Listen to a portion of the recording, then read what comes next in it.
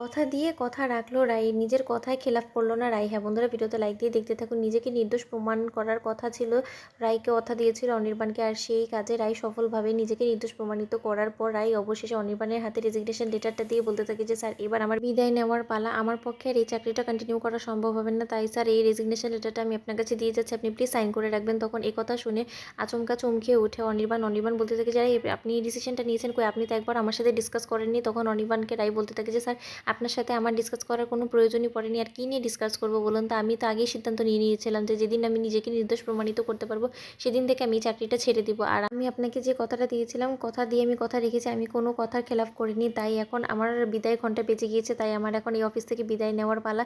তাই স্যার আমি আশা করছি যে আমি এমন কোনো কাজ করে রাখিনি যার কারণে আপনি হয়তো বা আমার দুর্নাম করবেন, তাই আমি আশা করবো যে আপনি আর যাই হোক না কেন এই রেজিগনেশন লেটার সাইন করতে খুব একটা সময় লাগাবেন না। তখন অনির্বাণ বলতে থাকে যে রাই আমি জানি আপনি অভিমানের বশে হয়তো এই সিদ্ধান্তটা নিয়েছেন, কিন্তু মনে রাখবেন এমন কোনো সিদ্ধান্ত ঝোঁকের বসে নেওয়াটা উচিত না যার কারণে আপনি পরে ভবিষ্যতে পস্তান। তখন অনির্বাণকে রায় বলতে থাকে যে স্যার পস্তানোর তো কোনো প্রশ্নই ওঠে না, কারণ আমি যে ডিসিশনটা এখন নিয়েছি সেটাই আমি মনে করি বেস্ট ডিসিশন আমার লাইফে নেওয়া, কারণ আমি আপনাকে দেবতা ভেবে যে এরকমভাবে বিশ্বাস করেছিলাম আপনি সেই বিশ্বাসটা আমার পুরোপুরি ভেঙে দিয়েছেন। আমি আসলে এমন একটা রোগসময় এতদিন ধরে পড়েছিলাম যে কারণে আমি কোনো মতে আপনার আসল চেহারাটা দেখতে পারিনি, কিন্তু এখন আপনার আসল চেহারাটা আমার সামনে চলে এসেছে, আর সেটা একদম জলের মতন আমার কাছে পরিষ্কার, একদম ক্রিস্টাল ক্লিয়ার। তাই আমি মনে করি যে সময় থাকতে আমার এই অফিস থেকে চলে যাওয়াটাই ভালো হবে, কারণ আমি চাই না আবার কোনো রকম কোনো ভুল ভ্রান্তি সৃষ্টি হোক আমাদের মধ্যে, আর মিথ্যে দোষে আবারও আমি দোষী সাব্যস্ত হয়ে যাই। তখন অনির্বাণ বলতে থাকে যে রাই বিশ্বাস করুন আমি আর কোনোদিন আপনার দিকে আঙুল তুলে এরকম মিথ্যা অপবাদ দিব না, আর আপনাকে ভুল বুঝবো না। তখন অনির্বাণ বলতে থাকে যে রাই প্লিজ আপনি আমার কথাটা বোঝার চেষ্টা করুন। তখন রাই বলতে থাকে যে স্যার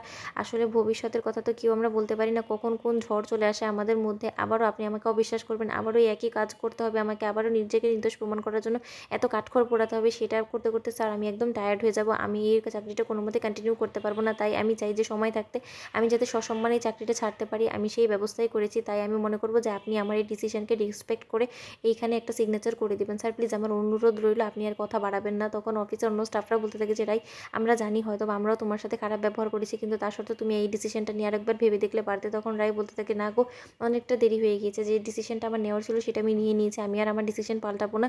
আশা করছি তোমরা ভবিষ্যতে আরও এই কোম্পানির নাম উজ্জ্বল করবে, আর সেই আশাটাই আমি রেখে এইখান থেকে আজকের মতো বিদায় নিচ্ছি, তোমরা প্লিজ আমাকে ভুল বুঝবেন না। তখন অনির্বাণ বলতে থাকে যে রাই আপনি যতই জেদ করে এখান থেকে চলে যান না কেন, আমার কাছ থেকে পার পাওয়া এত সহজ না, আমি যে করেই হোক না কেন আবারও আপনাকে এই অফিসে ফিরিয়ে আনবো, সেটা যতই কাঠখড় পোড়াতে হোক না কেন। আমি জানি আপনি অভিমানে পড়ে আজকে না বারণ করে চলে যাচ্ছেন, কিন্তু একদিন আপনি অফিসে আবারও নিজে ফিরে আসবেন, কিন্তু এবার আমি আপনাকে সসম্মানে এই অফিসে এমপ্লয়ি হিসেবে রাখবো, আর সেটা আমি আপনাকে প্রমিস করলাম। তো বন্ধুরা, তোমাদের ভিডিওটি ভালো লেগে থাকলে লাইক কমেন্ট শেয়ার করে সাবস্ক্রাইব করতে ভুলো না।